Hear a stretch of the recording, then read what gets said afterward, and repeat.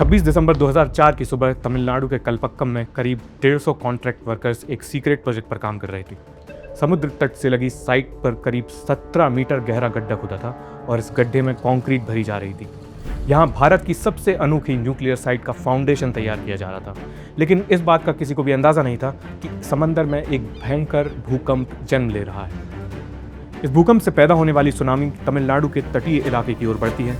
कलपक्कम की nuclear site में supervisor इन्हें देखकर वर्कर्स को इत्तला भी करते हैं और जल्द ही सुनामी की लहरें कंपाउंड वॉल को लांघकर साइट को फ्लड कर देती हैं। अधिकतर लोग वहां से निकल जाते हैं, लेकिन एक वर्कर की मौत हो जाती है और उस न्यूक्लियर साइट के फाउंडेशन में पानी भर जाता है। ये भारत के प्रोटोटाइप फास्ट ब्रीडर रिएक्टर की नींव रखी जा रही थी, जिसके ऊपर एक प्राकृतिक आपदा ने पानी फेर दिया। लेकिन वक्त बीतता है, जख्म भरते हैं और नीड़ का निर्माण फिर।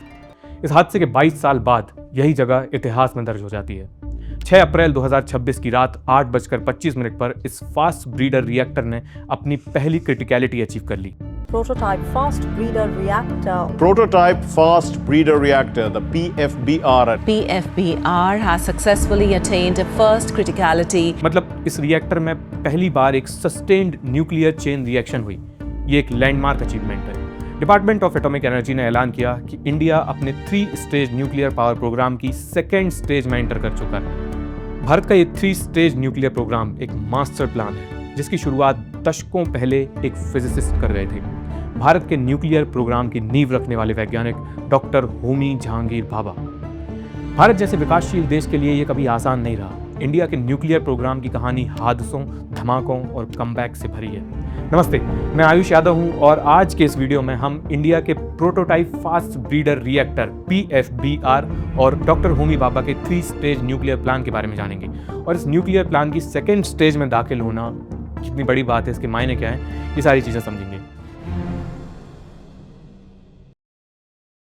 18 मई 1974 को इंडिया ने राजस्थान के पोखरण में अपना पहला न्यूक्लियर एक्सप्लोजन कंडक्ट किया। वो बुद्ध पूर्णिमा का दिन था और इस अंडरग्राउंड टेस्ट को स्माइलिंग बुद्धा नाम दिया गया। इंडिया ने इसे पीसफुल न्यूक्लियर एक्सप्लोजन का नाम दिया, लेकिन ये वेपन्स कैपेबिलिटी डेमोन्स्ट्रेशन और भारत का अभूतपूर्व शक्ति प्रदर्शन था। इस ऑपरेशन के बाद एक फेमस मैसेज सर्कुलेट हुआ, द बुद्धा हैज स्माइल्ड। लेकिन इस टेस्ट ने कई देशों की मुस्कान छीन ली थी। इस धमाके में इस्तेमाल होने वाला प्लूटोनियम साइरस रिएक्टर से आया था। ये एक रिसर्च रिएक्टर था जिसे कनाडा ने सप्लाई किया था। इस रिसर्च में जो हैवी वाटर यूज हो रहा था उसे अमेरिका ने सप्लाई किया था। ये दोनों ट्रांसफर इन देशों ने पीसफुल यूज अग्रीमेंट के तहत किए थे। इसलिए पोखरण का जो न्यूक्लियर धमाका था वो इन देशों के लिए एक बहुत बड़ा शौक था। इस टेस्ट के बाद कनाडा के सेक्रेटरी ऑफ एक्सटर्नल अफेयर्स यानी वहाँ के विदेश मंत्री ने वहाँ की पार्लियामेंट में भारत के साथ चल रहे न्यूक्लियर कोलैबोरेशन को सस्पेंड करने का ऐलान किया। अमेरिका इंडिया के तारापुर और राजस्थान में लगे न्यूक्लियर पावर रिएक्टर के लिए पहले फ्यूल सप्लाई करता था, लेकिन इसके बाद उन्होंने यहाँ के लिए आने वाले शिपमेंट सारे कैंसिल कर दिए और अपने हाथ पीछे खींच लिए। इस धमाके से करीब 30 साल पहले अमेरिका ने हिरोशिमा और नागासाकी में न्यूक्लियर बम गिराए थे। इसके साथ ही सेकेंड वर्ल्ड वॉर खत्म हुआ था और दुनिया के शक्तिशाली देशों में न्यूक्लियर आर्म्स रेस शुरू हो गई थी। इंडिया तब हाल ही में आज़ाद हुआ था और नए सिरे से अपने आप को बिल्ड कर रहा था। इस बीच भारत को एक तरफ अपनी बढ़ती हुई इलेक्ट्रिसिटी डिमांड का ख्याल रखना था और दूसरी तरफ तेज़ी से बदलते जियोपॉलिटिकल लैंडस्केप में अपनी जगह सुरक्षित करनी थी। इन दोनों ही रास्तों पर चलने के लिए न्यूक्लियर रिसर्च की बहुत ज़रूरत थी। पीसफुल अग्रीमेंट्स के तहत इन वेस्टर्न पावर्स को इंडिया के न्यूक्लियर एनर्जी से बिजली पैदा करने से वैसे कोई दिक्कत नहीं थी, लेकिन भारत अपना न्यूक्लियर बॉम्ब बना ले, ये इन देशों के लिए बहुत चिंता की बात थी। 1974 में जब भारत ने अपनी न्यूक्लियर वेपन्स कैपेबिलिटी का प्रदर्शन किया तो इन देशों की हवा टाइट हो गई। इसके बाद ये जो मेन रिएक्टर बिल्डर्स और न्यूक्लियर फ्यूल सप्लायर देश थे, इन्होंने आपस में क्लब बना लिया और इसका नाम था न्यूक्लियर सप्लायर्स ग्रुप, NSG। 1975 से 1978 के बीच लंदन में कई मीटिंग्स हुई और NSG गाइडलाइंस निकल कर आई। इन देशों ने न्यूक्लियर टेक्नोलॉजी और फ्यूल सप्लाई पर सख्त कंट्रोल रखने का प्लान बनाया और इसके चलते भारत एक टफ पोजीशन में आ गया, चोकिंग की पोजीशन में। इंडिया की जियोपॉलिटिकल कंडीशन इनके बायकॉट को और मुश्किल बना रही थी। उस मौके की नज़ाकत को समझिए आप। न्यूक्लियर टेक्नोलॉजी का जो मेन फ्यूल है यूरेनियम, और इंडिया के पास ग्लोबल यूरेनियम रिजर्व्स का सिर्फ 1-2% हिस्सा ही है, वो भी अधिकतर लो ग्रेड यूरेनियम है, जैसे एक्सट्रैक्ट करना बहुत मुश्किल काम है। इसके मुकाबले कनाडा और ऑस्ट्रेलिया में रिच यूरेनियम ओर्स थी। इसलिए उस वक्त तक इंडिया आने वाले दशकों तक के लिए अपने रिएक्टर्स में होने वाले इस फ्यूल के लिए दूसरे देशों पर निर्भर था। हमारे न्यूक्लियर टेस्ट के बाद हुई नाकेबंदी से भारत के न्यूक्लियर पावर रिएक्टर्स के ऑपरेशन पर संकट आ गया, लेकिन हमारे यहाँ भी विजनरी लोगों की कमी नहीं थी। हमारे वैज्ञानिकों ने इसका चीट कोड पहले ही तैयार कर रखा था। होमी जहांगीर भाभा कैम्ब्रिज में पढ़ने वाले एक फिजिसिस्ट थे। सेकेंड वर्ल्ड वॉर हुआ तो भारत आ गए। यहाँ IISc बेंगलोर में CV रमन के साथ काम किया और फिर आज़ादी के बाद 1948 में इंडिया ने एटॉमिक एनर्जी कमीशन का गठन किया और भाभा आगे चलकर इसके फाउंडिंग चेयरमैन बने। ऐसा कहते हैं कि डॉक्टर भाभा ने इंडिया की जियोलॉजी और जियोपॉलिटिकल सिचुएशन को भांप लिया था। अपने पास यूरेनियम बहुत कम था और विश्व युद्ध के बाद की जियोपॉलिटिकल स्थिति काफ़ी नाजुक थी, लेकिन कुदरत का कॉन्ट्रास्ट देखिए।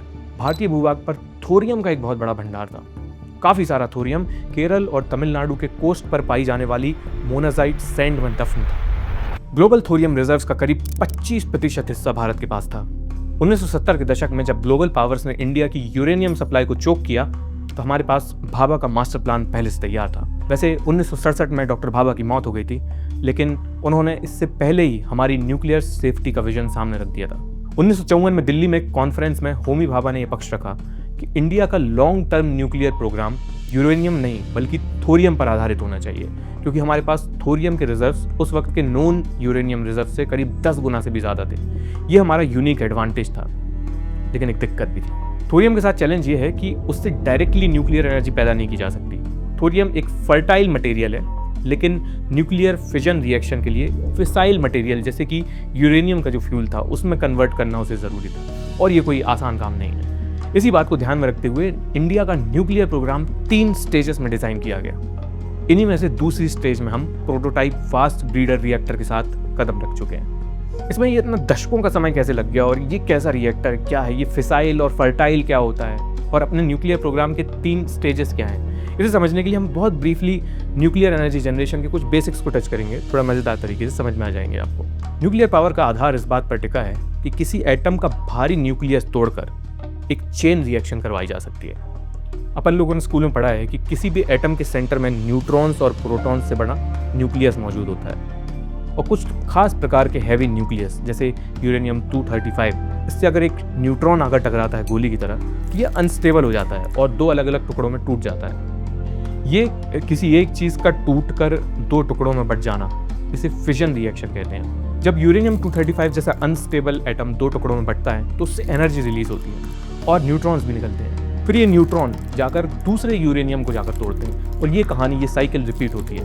इसे एक चेन रिएक्शन कहा जाता है। अब अगर आप एक न्यूक्लियस के फिजन के साथ उससे निकले न्यूट्रॉन्स से और फिजन करवा सकते हैं तो ये सेल्फ सस्टेनिंग चेन रिएक्शन हो गई। अगर इस चेन रिएक्शन को कंट्रोल ना किया जाए तो ये एक साथ इतनी एनर्जी निकाल सकती है कि बहुत बड़ा धमाका हो जाएगा।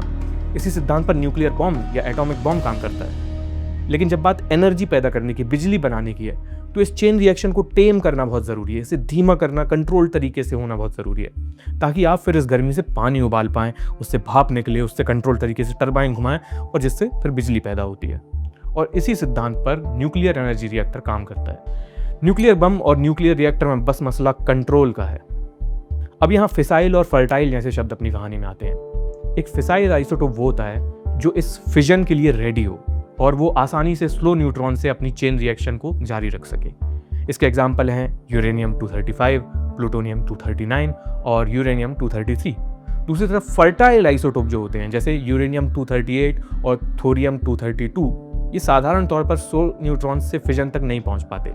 लेकिन अगर ये मटेरियल किसी रिएक्टर के आसपास बिठा दिया जाए और फास्ट न्यूट्रॉन्स एब्जॉर्ब करते रहे तो ये फिसाइल मटेरियल में कन्वर्ट हो जाता है।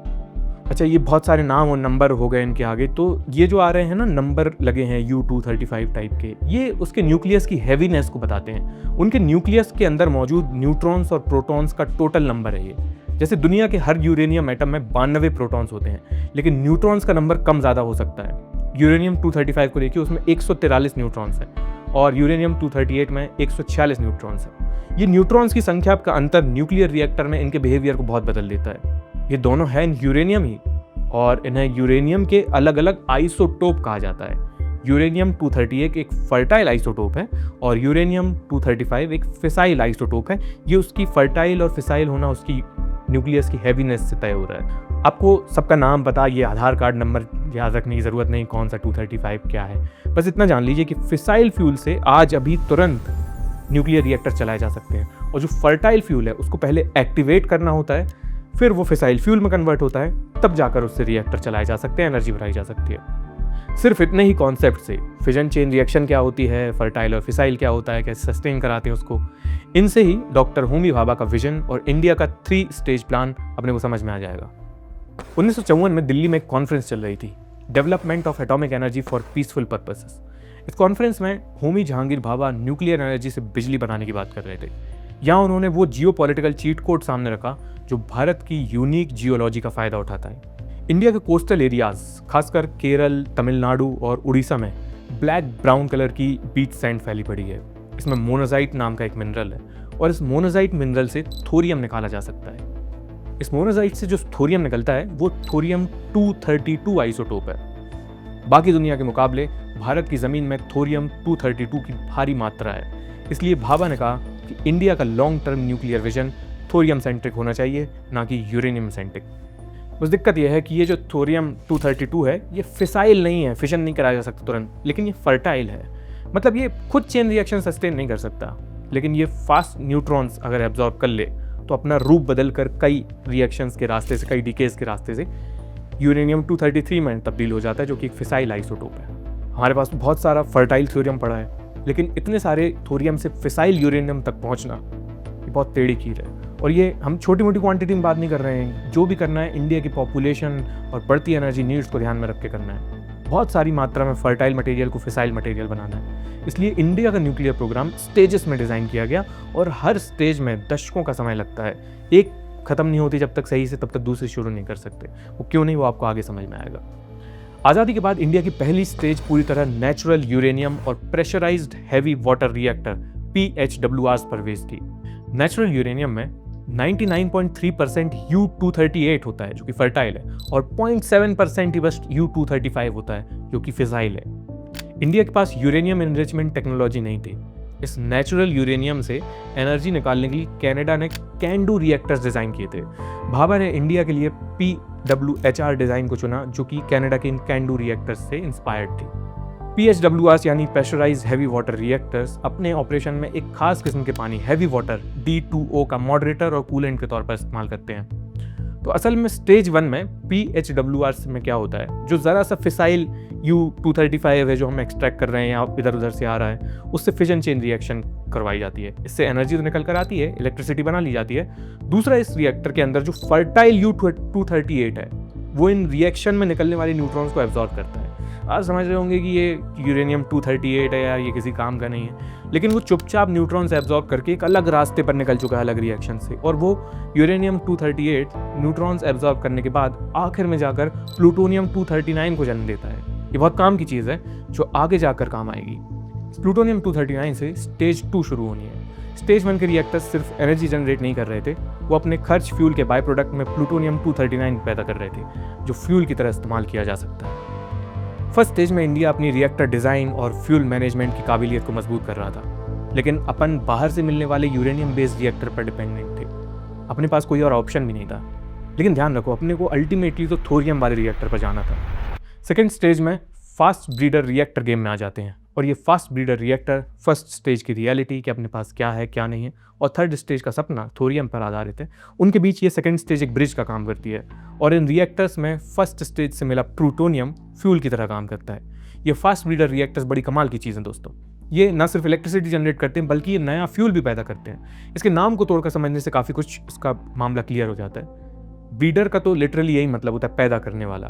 ये ब्रीडर रिएक्टर है क्योंकि ये फर्टाइल फ्यूल जैसे कि थ्योरियम से फिसाइल फ्यूल भी पैदा करता है। ये कैसे काम करता है, इसका जवाब छुपा है इसके पहले शब्द में, फास्ट ब्रीडर रिएक्टर। इसमें जो न्यूट्रॉन्स होते हैं वो फास्ट न्यूट्रॉन्स होते हैं। यूजुअली किसी भी एनर्जी रिएक्टर में हमने समझा था कि चेन रिएक्शन को कंट्रोल में रखने के लिए मॉडरेटर्स लगाए जाते हैं, उससे न्यूट्रॉन्स को थोड़ा स्लो किया जाता है ताकि बहुत ज़्यादा न्यूट्रॉन्स मिलकर बहुत ज़्यादा चेन रिएक्शन लगा रहे हैं, क्योंकि अनकंट्रोल चेन रिएक्शन धमाका हो जाएगा, बम बन जाएगा। लेकिन फास्ट ब्रीडर रिएक्टर में इन न्यूट्रॉन्स को स्लो करने के लिए अंदर कोई मॉडरेटर नहीं लगाए जाते, बल्कि प्लूटोनियम कोर के इर्द गिर्द फर्टाइल मटेरियल जैसे कि थोरियम है या डिप्लीटेड यूरेनियम है, इसकी एक शेल, इसकी एक लेयर, इसकी एक ब्लैंकेट से इसको पैक कर दिया जाता है, ताकि जब वो फास्ट न्यूट्रॉन्स निकलें और वो आकर इस फर्टाइल शेल से टकराएं तो उसको फिसाइल मटेरियल में तब्दील कर दें। अगर आपको ये सब सुनकर बहुत कन्फ्यूजन हो रहा है तो इस फास्ट ब्रीडर रिएक्टर को चूल्हे की एनालॉजी समझते हैं। किसी कन्वेंशनल न्यूक्लियर रिएक्टर को आप अपने गांव में जो चूल्हा होता है उसकी तरह समझिए, नॉर्मल। इस चूल्हे में सूखी लकड़ी जाती है, आग जलती है, बाद में राख बच जाती है, एनर्जी निकलती है, लेकिन आखिरी में राख बचती है। ऐसे ही हमारे पुराने कन्वेंशनल न्यूक्लियर रिएक्टर हैं जो फिसाइल फ्यूल जैसे प्लूटोनियम लेते हैं, एनर्जी पैदा करते हैं और लास्ट में वेस्ट बचता है। लेकिन हमारे पास जो बहुत सारा थ्योरियम पड़ा है वो फिसाइल फ्यूल है, मतलब उसको आप गीली लकड़ी की तरह समझिए कि इसमें सीधे आग नहीं लगा सकते, लेकिन है तो लकड़ी काम की है।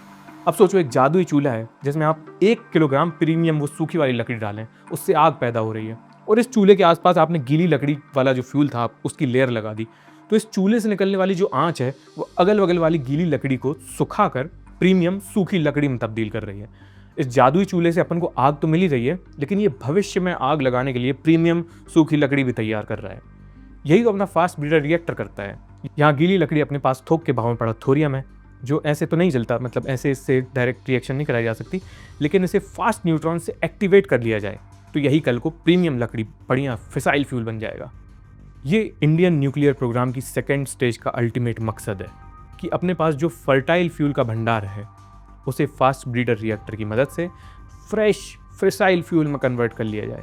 एक बार हम पर्याप्त फिसाइल फ्यूल इकट्ठा कर लेंगे, फिर हम तीसरी स्टेज में एंटर कर जाएंगे। थर्ड स्टेज का विजन ये है कि इसमें न्यूक्लियर रिएक्टर्स जैसे कि एडवांस्ड हैवी वाटर रिएक्टर या मोल्टन सॉल्ट डिज़ाइंस, ये आगे की बात है, ये मुख्य रूप से यूरेनियम 233 से चलेंगी, जिसे हम सेकेंड स्टेज में थोरियम से ब्रीड कर रहे हैं। डिपार्टमेंट ऑफ एटॉमिक एनर्जी के मुताबिक ये थर्ड स्टेज पूरी तरह थोरियम के इफेक्टिव यूज़ और self sustaining closed fuel cycle पर आधारित होगी, मतलब सब अपने आप चलेगा। और यहाँ तीसरे स्टेज पर जाकर वो लंबी जियोपॉलिटिकल आर्क पूरी होगी जो भाभा ने शुरू की थी। मतलब आपने वहाँ से शुरू किया जहाँ दुनिया आपके साथ सौदा करने के लिए तैयार है, यूरेनियम और हैवी वाटर रिएक्टर जो थे, और फिर आप वहाँ से अपने खुद के फ्यूल, अपने रिएक्टर्स की तरफ शिफ्ट कर रहे हैं ताकि कोई भी न्यूक्लियर सप्लायर्स ग्रुप जैसा ये जो कार्टेल है ये आसानी से आपको चोक ना कर पाएँ, क्योंकि आपके पास अपना रॉ मटेरियल भी है तो आप उस पर आधारित बना सकते हैं। फिर यही बात है। खैर ये तो विजन है। अब हम रियलिटी में लौट आते हैं। न्यूक्लियर एनर्जी बनाना सच में चूल्हा बनाने जितना आसान होता क्या क्या बात होती भाई। लेकिन असलियत ये है कि ये पूरी प्रोसेस बहुत कठिन फिजिक्स और कॉम्प्लेक्स इंजीनियरिंग से भरी पड़ी है। अभी हमने एक प्रोटोटाइप फास्ट ब्रीडर रिएक्टर बनाया। प्रोटोटाइप मतलब होता है शुरुआती वर्किंग मॉडल। ये PFBR बनाना न्यूक्लियर इंजीनियरिंग की एक चोटी को छूने जैसा, एक शिखर को छूने जैसा। अब तक सिर्फ रशिया कमर्शियल स्केल के फास्ट ब्रीडर रिएक्टर ऑपरेट करता है, जबकि US, जर्मनी, फ्रांस और जापान जैसे देश हैं ये अपने ये प्रोग्राम्स बंद कर चुके हैं। तमिलनाडु के कलपक्कम न्यूक्लियर कॉम्प्लेक्स में भारतीय इंजीनियर्स कई दहशत भर देने वाली टेक्निकल चुनौतियों से गुजरते हैं, तब जाकर हम यहाँ पहुँचे हैं। इस PFBR की सबसे डरावनी चुनौती थी रिएक्टर के लिए कूलेंट का चुनाव करना। साधारण रिएक्टर्स में तो पानी होता है, लेकिन वो तो न्यूट्रॉन्स को स्लो कर देता है।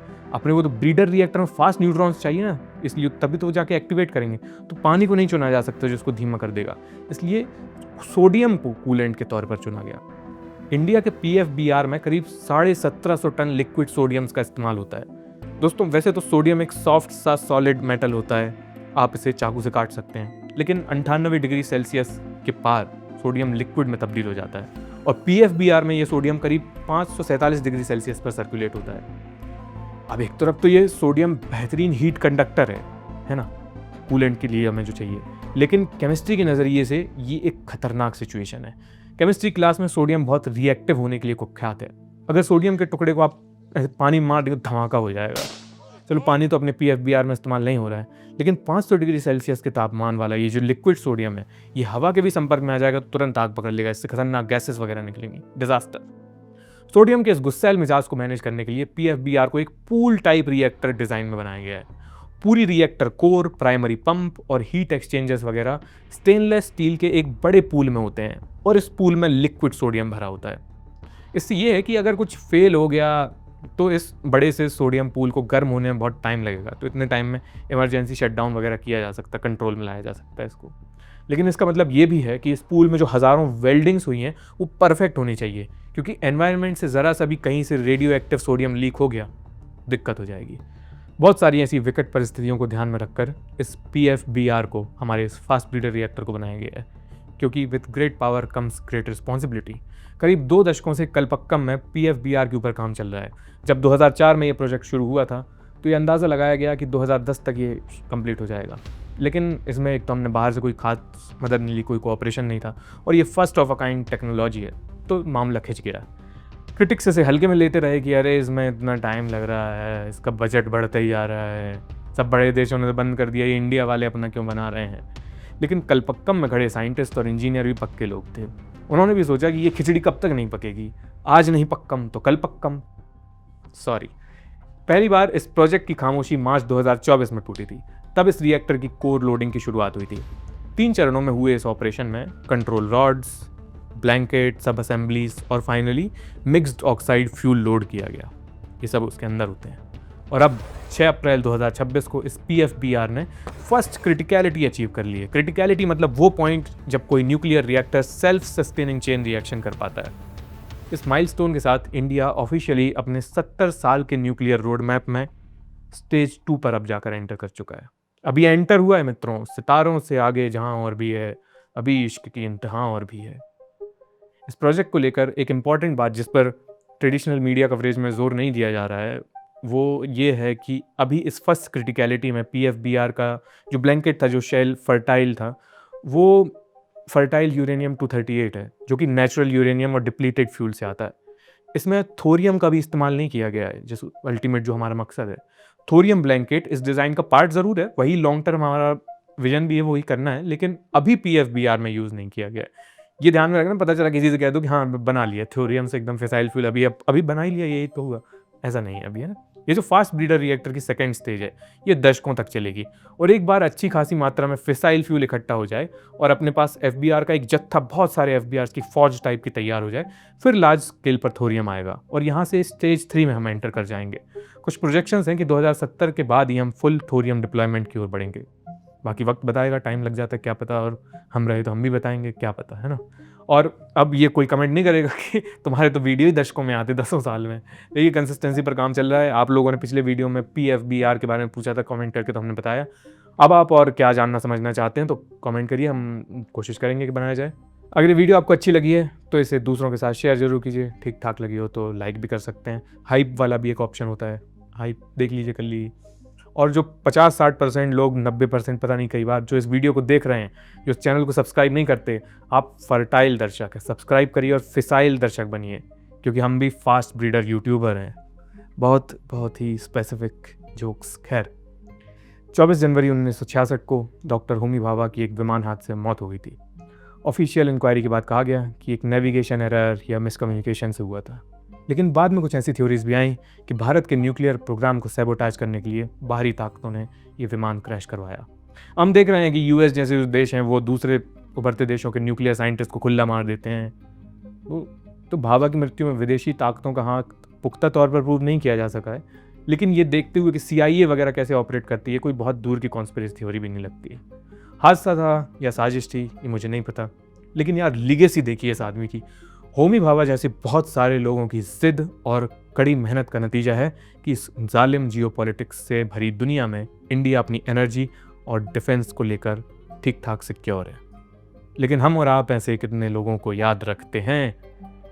जब हमें ढोंगियों और सस्ते जादूगरों से फुर्सत मिलेगी तो शायद हम इस देश के असली निर्माताओं, उद्धारकों को याद कर पाएंगे। तब तक के लिए उनकी कहानियों से काम चलाते हैं। आने वाली वीडियो में किसी और कहानी के साथ फिर मुलाकात होगी। तब तक के लिए टाटा।